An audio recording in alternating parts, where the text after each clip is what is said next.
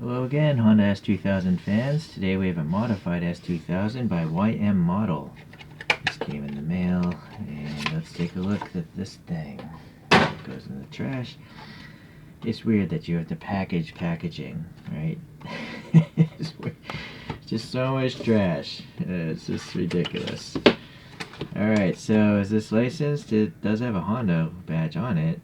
And YM Model's been around for a little while, so I'm gonna guess that they actually get licensing for their stuff. Otherwise, they'd be sued out of existence, right? Pretty shiny back here. I don't know why it says TH there, and then the S2000 makes sense there, but okay. Okay, so you know, this is it taped? Oh, that would explain it. There's tape on this thing. I was looking up the Spoon USA website, and it seems like most of these body parts are around $2,000 a piece, and then the hardtop is like $5,000 for the older one. I don't know. This is a newer one, it looks like. So you're talking around $20,000 of body kit on this car. All right, so that was a very loose fit, by the way. No friction at all. We have a really shiny nameplate here. YM Model, Spoon Sports, S2000, and it seems like this is limited to around 800 pieces.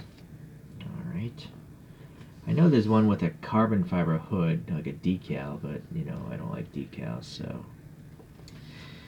So, here's a lot of the body parts, except the roof is different. But the rest of the body work does seem to match this casting. So I brought up photos of this, and then this, but again the roof is different. Well, the wheels actually might be the same too, just a different color.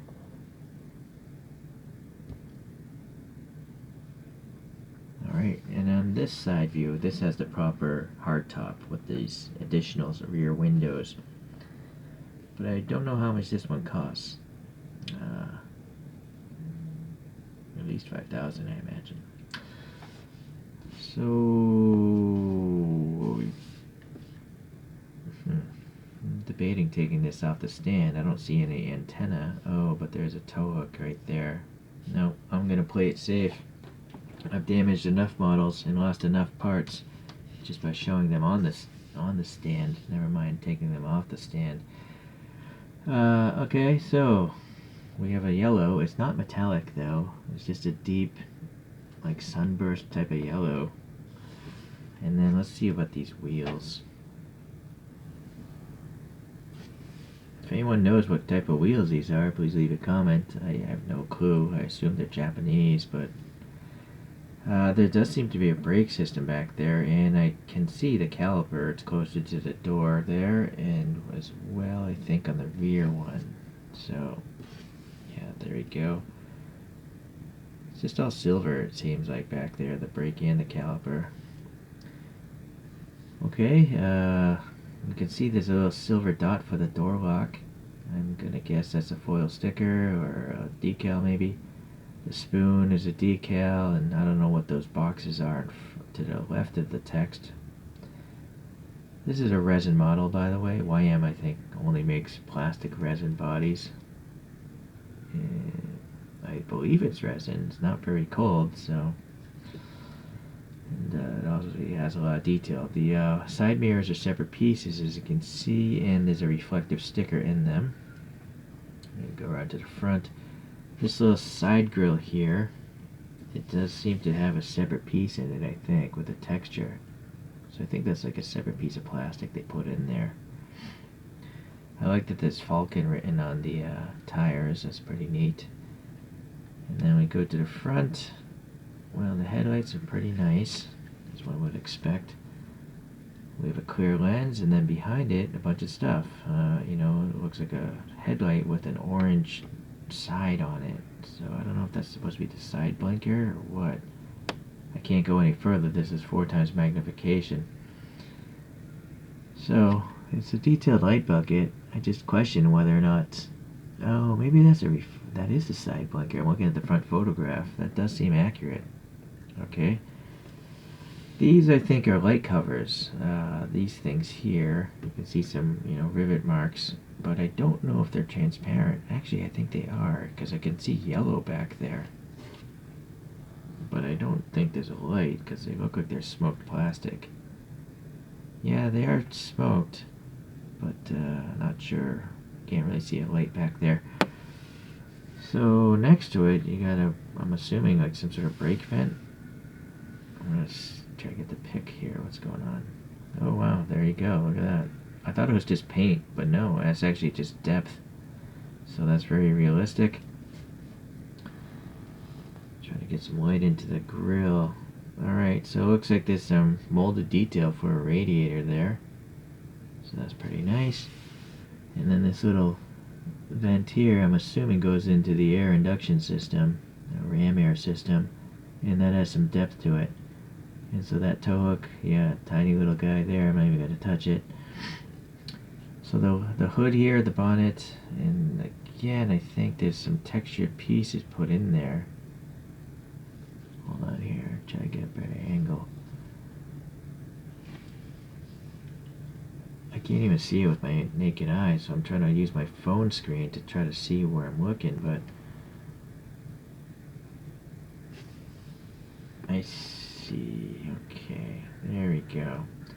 So these black pieces are actually put on this surface that's going down into the body. That's what was hard. I thought they would be on this surface, but no, they're on the curved surface going inwards. Interesting. But I have to think they're separate pieces because the color separation is so good. It's not paint. If it was paint, there'd be some runoff or something like that. But there's a clear break, and I can feel a lip right there. So, really nice. Again, here you can see the texture better now. It's just on the flat surface, but it's a separate piece. So you have 7 separate pieces just in this bonnet. So that's why these models cost a lot. There's a lot of work going into this thing, and look at the clear coat of this thing. It's insanely clear, like smooth. I mean, let me get a hard edge.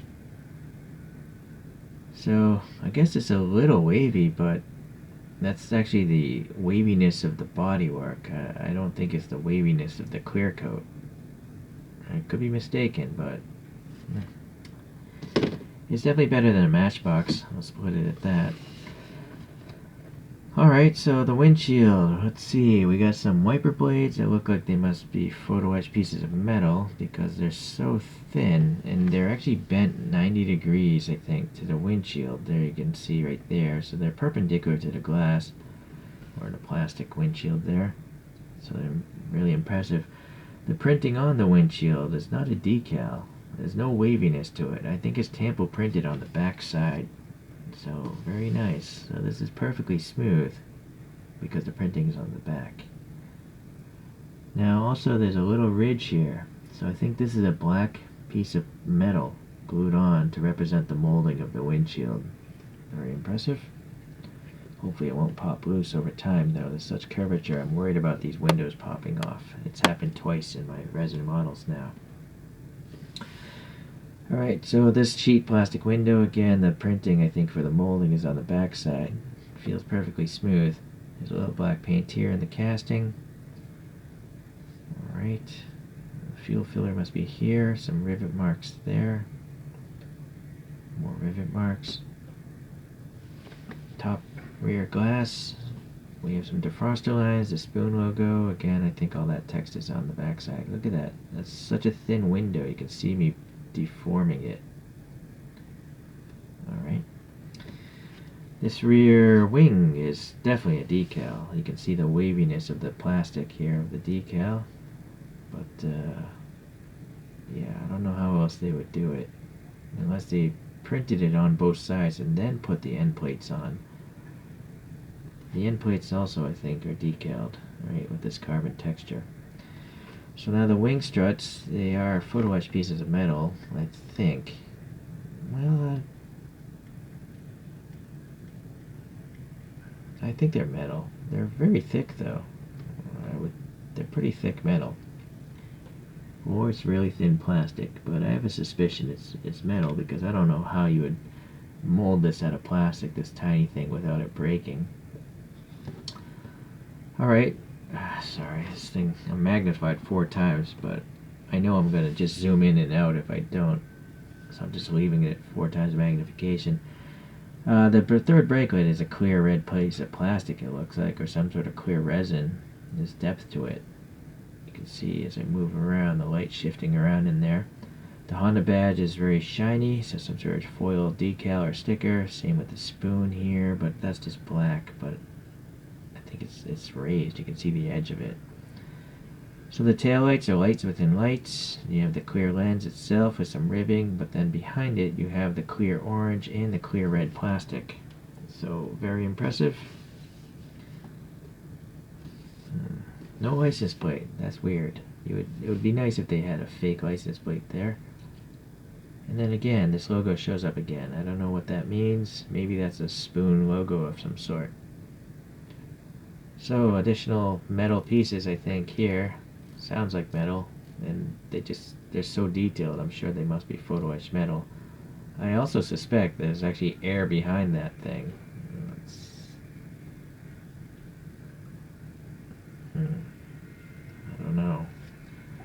Let me get a flashlight. I'm curious. Although I don't even know what we would see behind that.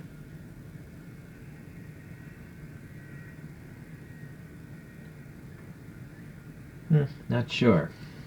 Okay, well, anyways, these exhaust tips look pretty nice, obviously. These mufflers are quite well molded. There's a lot of depth to the center of them. So very nice. The diffuser is probably plastic, the base of this thing, because it's kind of thick. But it doesn't bother me so much. Okay, so oh, there's a little antenna here. Hold on. That's rigid. It's not rubbery. Okay, so be mindful of that. Alright, I guess that's it. It's just a little bit of, again, this red box was on the door. Not sure what these logos mean. If anyone knows, please leave a comment. I'm going to assume that SS means Spoon Sports right there. I'm just a little bit lost on those two, because I know nothing about the brand other than they mod Hondas. Alright, well, it's nice. I don't see any flaws. I mean, there's no defects at all, which is a rare thing. I've noticed even on these high-end resins, a lot of times there's some sort of flaw, you know, because these are handmade. These aren't made by machines. There's some poor characters putting these things together somewhere in China. And thank you for that, whoever you are. I guess the last thing we gotta try to look at is the interior, but it's black, so let me get the flashlight out. Let me get an angle here, and I'm gonna hit the focus button on that side window. And then I'm gonna zoom in further. Alright, well, we got a steering wheel, obviously. This seems to be a shifter right there, maybe? Maybe not. Maybe that's not... No, I guess that has to be the shifter, but it looks like it's almost molded into the center console. I'm gonna have to try to angle this up to see if there's anything in the instruments.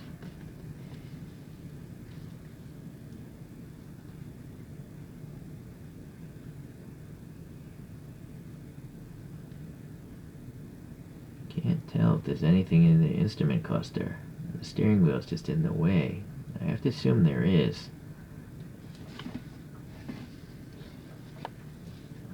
Let's try this side.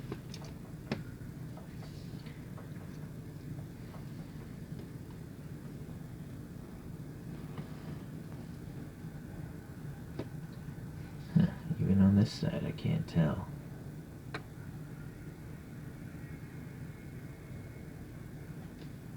It almost looks like there's text right there in front of the steering wheel. Strange, I don't know. It's pretty weird. The shifter, though, I think it is silver. I can't even get my flashlight through this really shallow window.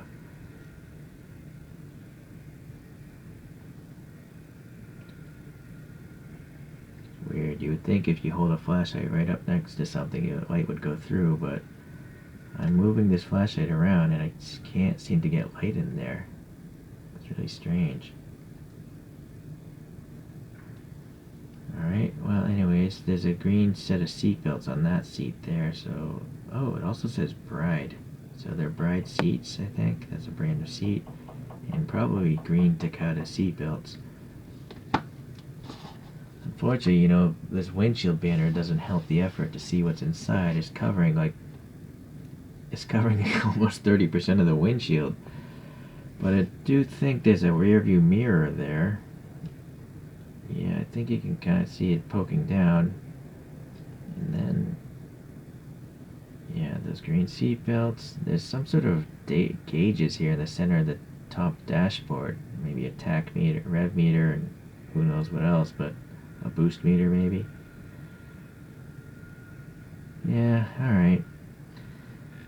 The only thing I'm gonna assume is there is something in that instrument binnacle, but it's just so blocked by the steering wheel itself that I can't make it out.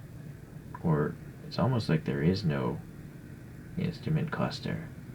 That's actually the impression I'm getting. I don't think there's an instrument cluster in the traditional location. And maybe that's why there's two counters on the middle. But leave a comment what you think. Alright, back to normal zoom, or 1:1 ratio. Very nice. Definitely a cool model. Let's get this guy going here.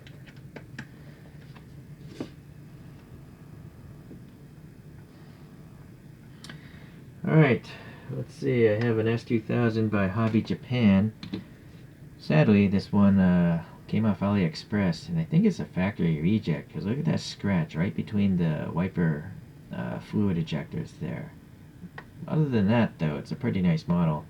And this antenna is rubbery, so I appreciate that about Hobby Japan. They have a lot of rubbery parts sometimes, except the mirrors are rigid, though. So keep that in mind.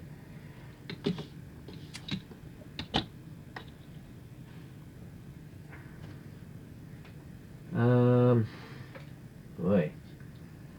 I guess the only other two-door, somewhat not exotic car priced vehicle I have is a Toyota MRS by Kyosho. And since it's part of the family, I have an Inno 64 facelifted NSX-R. That's a cool model. I like, look at that interior, red and silver and black in there, and also the engine details. Hopefully I can focus there.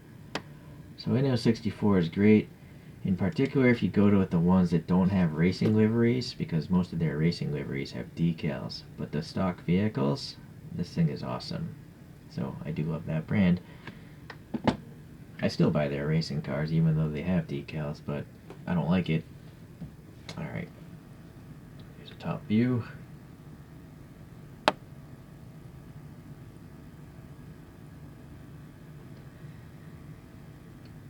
So for you guys that might be new to the hobby, there's always new people coming on board, right? The difference between a die cast like this Inno 64 and the resin, the main difference is obviously the body. This is die cast metal, which to me is a bad idea because they tend to get paint rash. This is plastic. It's some sort of resin of some sort. So plastic can always get tighter details. They have tighter panel gaps usually and just tighter accuracy. But they almost never roll. But actually this one doesn't roll either. So scale models they're not meant to be played with. You know, these designers that design these things don't expect you to roll them around Hot Wheels tracks. So you have to give that up if you want something that looks as nice as these. You know, you just gotta accept it. But this Kyosho does roll, but it also has massive, you know, tire gaps. So that's a concession that Kyosho makes. It's just, well, this is a stock ride height. Okay, so another big difference though with the resins though is they have the sheet windows. So they're like packaging thin. They're extremely easy to look through. But as I mentioned, two of mine, the window has popped loose because they're under tension. So if that glue isn't really strong, eventually over time they're going to pop loose. And then you have to have magnifying glasses on to glue them back on without messing up the plastic. That's what I had to use. Okay, okay, I guess those would be the big differences. More detail, no playability for resins. And then obviously the price. You can just look up, this thing, a YM model S2000, and then you'll see how expensive they are. But I'm okay with it. I don't really have too many castings to purchase anymore, so I'm just buying nice ones now. I don't need to have a collection of Hot Wheels, although I do have a bunch of them. I do like Hot Wheels too. Alright, let's let this guy spin out to the own here. And kind of in front of both of these photos, because it's kind of a mix of both photos we're looking at back there. So YM model again pulls through. No QC problems on this one that I can see. No weird design decisions.